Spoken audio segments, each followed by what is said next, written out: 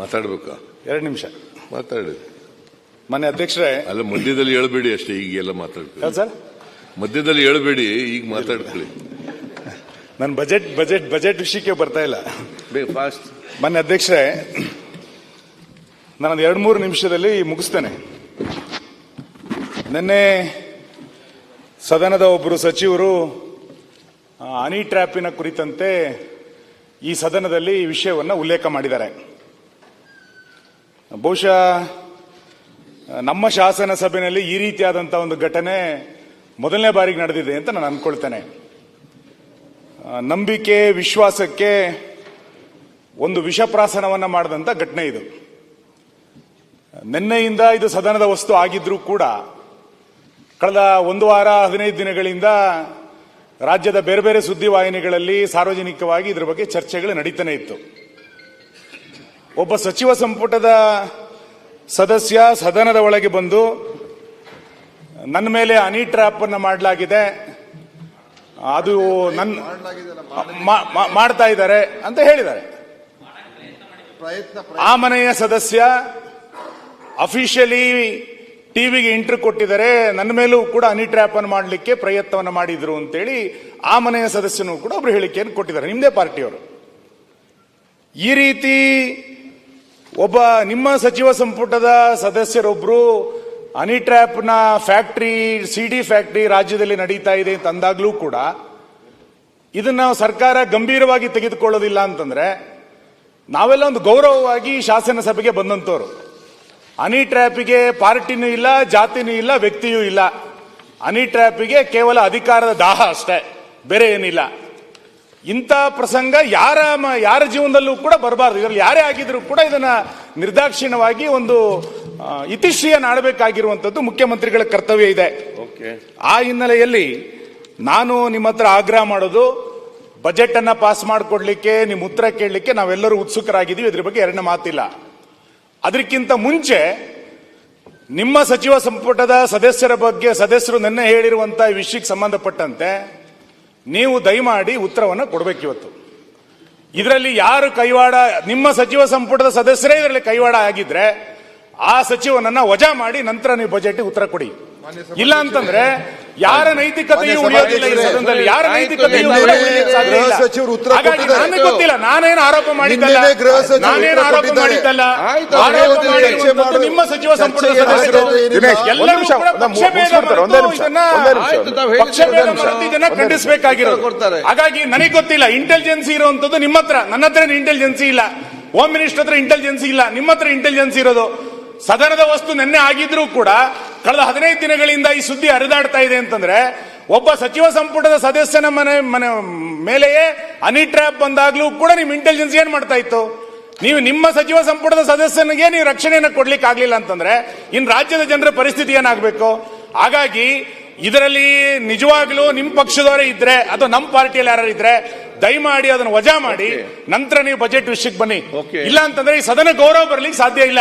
ಹಾಗಾಗಿ ಇಲ್ಲಿ ಒಬ್ಬ ಸಚಿವ ಮಗಸಾಲೆಯಲ್ಲಿ ಕೂತ್ಕೊಂಡು ನಮ್ಮ ಪಾರ್ಟಿಯರೇ ಇದಕ್ಕೆ ಯಾರೋ ಇದ್ದಾರೆ ಅಂತ ಒಬ್ರು ಹೊರಗಡೆ ಹೇಳಿಕೆ ಕೊಡೋದು, ಇನ್ನೊಬ್ರು ಇಲ್ಲಿ ಬಂದು ನನ್ನ ಮೇಲೆ ಹನಿ ಟ್ರ್ಯಾಪ್ ಮಾಡುವಂತ ಪ್ರಯತ್ನ ನಡೆದಿದೆ ಅಂತೇಳಿ ನಾನು ಗೃಹ ಸಚಿವರಿಗೆ ತನಿಖೆ ಮಾಡಿ ಅಂತ ಇಲ್ಲಿ ಸದನದಲ್ಲಿ ರಿಕ್ವೆಸ್ಟ್ ಮಾಡಿದ್ರೆ ಏನಾಗಬೇಕು ಇಲ್ಲಿ ಪರಿಸ್ಥಿತಿ? ಹಾಗಾಗಿ ಸಚಿವ ಸಂಪುಟ ಹೆಂಗ್ ನಡೀತಾ ಇದೆ? ನೈತಿಕತೆ ಇಲ್ಲೇನು ಸಚಿವ ಸಂಪುಟಕ್ಕೆ? ಮುಖ್ಯಮಂತ್ರಿಗಳಿಗೆ ನೈತಿಕತೆ ಇಲ್ವಾ? ಹಾಗಾಗಿ ದಯಮಾಡಿ ನೀವು ಬಜೆಟ್ಗೆ ಆಮೇಲೆ ಬನ್ನಿ, ನಾಳೆ ಸೋಮವಾರಕ್ಕೆ ಬಜೆಟ್ ಮುಂದೂಡಿ, ಏನು ತೊಂದರೆ ಇಲ್ಲ. ಫಸ್ಟ್ ಇದಕ್ಕೊಂದು ಆನ್ಸರ್ ಮಾಡಿ, ರಾಜ್ಯದ ಜನರಿಗೆ ಒಂದು ನೈತಿಕವಾದಂತ ಬೆಂಬಲ ಕೊಡಿ. ಇಲ್ಲಿ ಯಾರು ಹೆಂಗ್ ಬೇಕಾದ್ರೆ ಅಧಿವೇಶನ ನಡೆಯುತ್ತೆ, ಯಾರು ಹೆಂಗ್ ಬೇಕಾದ್ರೂ ಹನಿ ಟ್ರ್ಯಾಪ್ ಮಾಡಬಹುದು ಅಂದ್ರೆ ಆಗಲ್ಲ.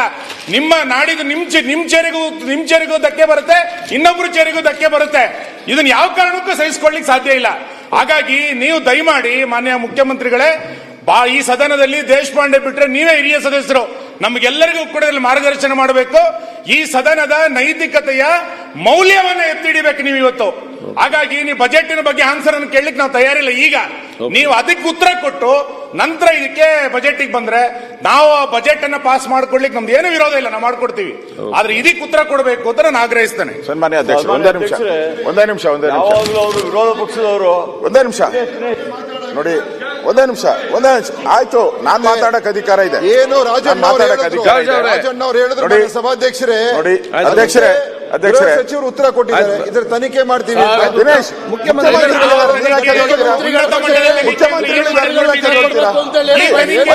ಪೊಲೀಸ್ ಸ್ಟೇಷನ್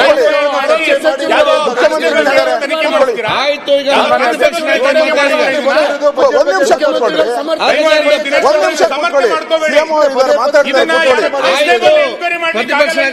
ಸನ್ಮಾನ್ಯ ಅಧ್ಯಕ್ಷರೇ, ಸನ್ಮಾನ್ಯ ಅಧ್ಯಕ್ಷರೇ, ಹೌದ್ರಿ,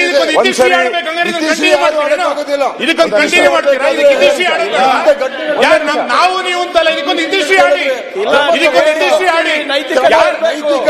ಯಾರಿಗೆ ರಕ್ಷಣೆಗೆ ಬರಬೇಡಿ. ಉದ್ವೇಗ ಬೇಡ, ಯಾಕೆ ಒಂದೇ ನಿಮಿಷ. ಸನ್ಮಾನ್ಯ ಅಧ್ಯಕ್ಷರೇ, ನನಗೆ ಅವಕಾಶ ಕೊಟ್ಟಿದ್ದಾರೆ, ಚರ್ಚೆ ಮುಗಿದಿದೆ, ಉತ್ತರ ಕೊಟ್ಟಾಗಿದೆ. ಜ್ಞಾನೇಂದ್ರ, ಅದೇ ಮೇಲೆ ಚರ್ಚೆ ಮಾಡೋ ಅವಶ್ಯಕತೆ ಇಲ್ಲ. ಒಂದು ನಿಮಿಷ ಅಧ್ಯಕ್ಷರೇ,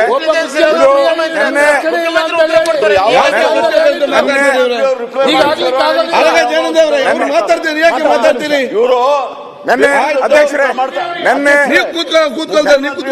ಮುಖ್ಯಮಂತ್ರಿಗಳ ಜವಾಬ್ದಾರಿ.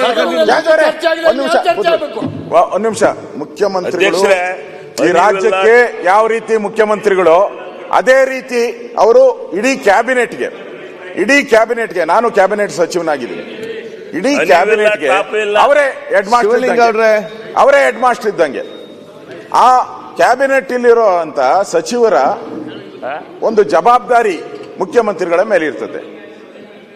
ಅವರ ಕಾಪಾಡುವಂಥದ್ದು ಕೂಡ ಮುಖ್ಯಮಂತ್ರಿಗಳ ಜವಾಬ್ದಾರಿ. ಒಬ್ಬ ಮುಖ್ಯಮಂತ್ರಿ, ಒಬ್ಬ ಸಚಿವರು, ರಾಜಣ್ಣ ಅವರು ಒಂದು ರೀತಿ ಅವರು ಆಚೆ ಹೇಳ್ಬೋದಾಯ್ತು. ಇನ್ನೊಬ್ರು ಯಾರೋ ಮಂತ್ರಿ ಹೇಳಿದ್ದಾರೆ, ಹೋಗಿ ಕಂಪ್ಲೇಂಟ್ ಕೊಡ್ಲಿ ಅಂತ ಹೇಳಿದ್ದಾರೆ. ಆದ್ರೆ ಆ ಮಂತ್ರಿ ಸದನದಲ್ಲಿ ಬಂದು ಕಣ್ಣೀರ್ ಹಾಕ್ತಾರೆ, ಆತಂಕ ವ್ಯಕ್ತ ಮಾಡ್ತಾರೆ ಅಂತ ಹೇಳಿದ್ರೆ ಅಲ್ಲ, ಇದು ಯಾವ ಸ್ಥಿತಿಗೆ ನಾವಿದ್ದೀರಿ ಅಂತ ಹೇಳಿ. ಅಧ್ಯಕ್ಷರೇ, ಅದೊಂದೇ ಅಲ್ಲ, ಪ್ರಶ್ನೆ ಇರ್ತಕ್ಕಂಥದ್ದು ಇಲ್ಲಿ ಜಡ್ಜ್ಗಳು ಹೇಳಿದ್ದಾರೆ, ಪತ್ರಿಕೆಯಲ್ಲಿ ಬಂದ್ಬಿಟ್ಟಿದೆ. ಆ ನ್ಯಾಯಾಧೀಶರ ಕಥೆ ಏನೀಗ? ಜಡ್ಜ್ಗಳಿದ್ದಾರೆ ಅಂತ ಬಂದಿದೆ ಪತ್ರಿಕೆಯಲ್ಲಿ. ಹಂಗಾರೆ ಕೋರ್ಟ್ ಅಲ್ಲಿ ಇರುವಂತ ಜಡ್ಜ್ಗಳು ಯಾವ ರೀತಿ ಕೆಲಸ ಮಾಡ್ಬೇಕೀಗ? ಪತ್ರಿಕೆಯಲ್ಲಿ ಬಂದ್ಬಿಟ್ಟಿದೆ ಅಧ್ಯಕ್ಷರೇ. ಕೇಂದ್ರದ ನಾಯಕರಿದ್ದಾರೆ ಅಂತ ಬಂದಿದೆ. ಹಾಗಾದ್ರೆ ಕೇಂದ್ರದ ನಾಯಕರು ಯಾರಿದ್ದಾರೆ? ಕೇಂದ್ರದ ನಾಯಕರು ಅವರು ರಾಜಣ್ಣ ಅವರು ಬೇಕಾದ್ರೆ ಎಲ್ಲಾ ಪಾರ್ಟಿಯವರು ಅಂತ ಹೇಳಿದ್ದಾರೆ. ಇಲ್ಲಿ ಕಾಂಗ್ರೆಸ್ ಅವ್ರ ಪ್ರಶ್ನೆ ಅಲ್ಲ, ಎಲ್ಲರದು ಪ್ರಶ್ನೆ, ಇಲ್ಲಿ ಇರೋರ್ದೆಲ್ಲರೂ ಕೂಡ ಪ್ರಶ್ನೆ. ಇಲ್ಲಿ ಕೇಂದ್ರದ ನಾಯಕರು ಅಂದ್ರೆ ಯಾರು? ಮಂತ್ರಿಗಳಿದಾರ? ಕೇಂದ್ರದ ಕಾಂಗ್ರೆಸ್ ನಾಯಕರಿದಾರ? ಯಾರಿದಾರ? ಏನು ಅರ್ಥ ಆಗ್ಬೇಕು. ಜಡ್ಜ್ಗಳು ಬಂದಿರೋದ್ರಿಂದ ಮತ್ತೆ ಇದು ಇನ್ನಷ್ಟು ಗಂಭೀರ ಇರೋದ್ರಿಂದ ದಯವಿಟ್ಟು ಮುಖ್ಯಮಂತ್ರಿಗಳು, ಈಗಾಗಲೇ ಸುನೀಲ್ ಅವರು ಮಾತಾಡಿ ಹೇಳಿದ್ದಾರೆ, ಇದನ್ನ ನಾನು ಕೂಡ ಹೇಳ್ತಾ ಇದ್ದೀನಿ, ಇದನ್ನ ಒಂದು ಸಿಟ್ಟಿಂಗ್ ಜಡ್ಜ್, ಹೈಕೋರ್ಟಿನ ಸಿಟ್ಟಿಂಗ್ ಜಡ್ಜ್ ಒಂದು ನೇತೃತ್ವದಲ್ಲಿ ಒಂದು ತನಿಖೆ ಮಾಡಿಸಿ. ಇಲ್ಲ ಅಂತ ಹೇಳಿದ್ರೆ ಇಲ್ಲಿ ಮಂತ್ರಿಗೆ ಇಲ್ಲಿ ಅಭದ್ರತೆ ಅಂದ್ರೆ ಮಂತ್ರಿಗೆ ಯಾರು ಕಾಪಾಡಲ್ಲ ಅಂತ ಹೇಳಿದ್ರೆ ನಮ್ಮನ್ನೆಲ್ಲ ಯಾರು ಕಾಪಾಡ್ತಾರೆ? ಏನೋ ಮಂತ್ರಿ ಆಗಿರೋದಕ್ಕೆ ಅವ್ರು ಬಂದು ಧೈರ್ಯವಾಗಿ ಮುಖ್ಯಮಂತ್ರಿಗಳ ಕಚೇರಿಯಿಂದ ಬಂದು ಧೈರ್ಯವಾಗಿ ಇಲ್ಲಿ ಬಂದು ಹೇಳಿದ್ರು. ಬೇರೆಯವ್ರಿಗೆ ಎಲ್ಲಿದೆ ಈ ಅವಕಾಶ? ಇದೊಂದು ದೊಡ್ಡ ದಂಧೆ ಆಗಿದೆ. ನಿಮ್ಮ ಮುಖ್ಯಮಂತ್ರಿ ಪದವಿಗೋಸ್ಕರ ಅಥವಾ ಇನ್ನೊಂದು ಪದವಿಗೋಸ್ಕರ ಎಲ್ಲಾರು ಧ್ವಂಸ ಮಾಡಾಕ್ತೀನಿ ಅಂತ ಹೇಳಿದ್ರೆ ನಾವು ರಾಜಕೀಯ ನೈತಿಕತೆ ಎಲ್ಲಿದೆ? ಇದು ಈ ಸದನಕ್ಕೆ ಒಂದು ನೈತಿಕತೆ ಹಾಳಾಗೋಗಿದೆ. ದಯವಿಟ್ಟು ನೋಡಿ ದಿನೇಶ್, ಜಡ್ಜ್ಗಳ ಹೆಸರು ಹೇಳಿದ್ರಿ ನೀವು, ಯಾಕೆ ಹೇಳಿದ್ರಿ ಜಡ್ಜ್ಗಳು ಇದ್ದಾರೆ ಅಂತ? ಜಡ್ಜ್ಗಳು ಸದನದಲ್ಲಿ ಇದ್ದಾರೆ, ಕೇಂದ್ರದ ನಾಯಕರಿದ್ದಾರೆ, ಇಲ್ಲಿ ಮಾತಾಡ್ತೀರಾ? ಕೇಂದ್ರದ ನಾಯಕರಿದ್ದಾರೆ, ಯಾರಿದ್ದಾರೆ ಇಲ್ಲಿ? ನೀವೇನ್ ಹೇಳ್ತಾ ಇದ್ದೀರಿ?